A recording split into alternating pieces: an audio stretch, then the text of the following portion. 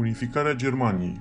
În secolul al XIX-lea, statele germane erau reprezentate în total de 300 de mici entități, majoritatea fiind dependente unele de altele, dar păstrându-și autonomia fiecare.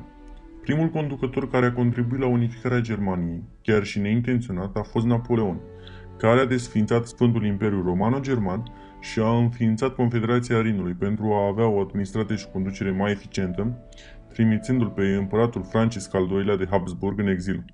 După anul 1815, odată cu încheierea epocii napoleoniene, Imperiul Austriac își consolidează hegemonia în Europa Centrală, inclusiv asupra Poloniei și peninsulei balcanice, dar subestimează potențialul fostei aliate, Prusia, care se dezvoltă din ce în ce mai mult. Prusia era inițial un regat mic din Europa Centrală, având origine încă din timpul Cruciadelor, în secolul al XIII-lea fiind asociată cu Ordinul Cavalerilor Teutoni, de aici și simbolul crucii negre pe fond alb. Prusacii fiind cel mai dominant popor german, impresionând de-a lungul timpului prin disciplină, ambiție și tehnică. Deși era un stat mic, era foarte puternic și organizat din punct de vedere militar, dovadă că nici Polonia, nici Suedia nu îndrăznise să o cucerească. În 1701 își consolidează decisiv puterea militară, odată ce se unește cu Brandenburg și mutarea capitalei de la Königsberg la Berlin. Deși era un stat de origine germană, datorită poziției sale nu aparținea granițelor Sfântului Imperiu Romano-German.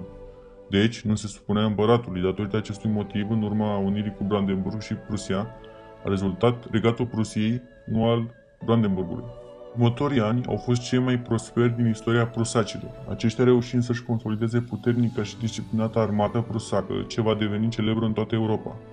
Frederic cel Mare avea să dezvăluie puterea armatei sale odată cu cucerirea Sileziei de la Imperiul Habsburgic și pornirea războiului de 7 ani, din 1756 până în 1763, alături de Marea Britanie împotriva Franței, Rusiei și Austriei.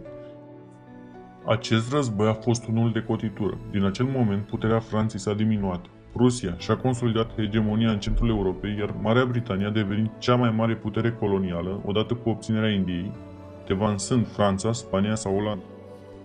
După cele 3 împărțiri ale Poloniei, Prusia și-a conturat tot mai mult identitatea statală, fiind cel mai puternic stat german, ce nu era controlat de Casa de Habsburg. De aceea, ulterior, în jurul ei s-a consolidat apoi Confederația Germană de Nord. Austria a avut tot timpul pretenția ca în cazul unei eventuale uniri a statelor germane, ea să-și plaseze propriul conducător în fruntea unei confederații germane, argumentând prin dreptul său legitim dovedit de istorie.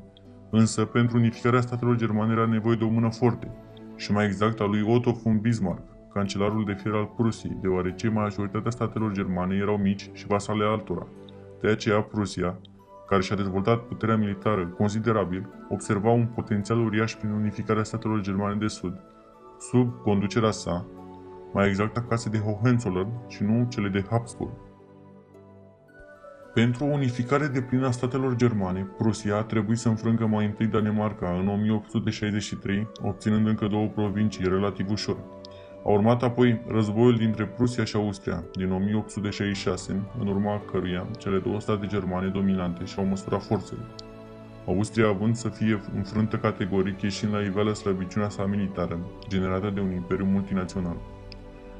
Într-un final a urmat războiul franco-prusac dintre 1870-1871, în urma căruia Prusia înfrânge Imperiul francez al lui Napoleon al III-lea și proclamă unificarea Germaniei. Practic, nu vorbim de o Germanie a statelor mici și mijlocii, ci o absorbție de către Prusia a celorlalte state germane.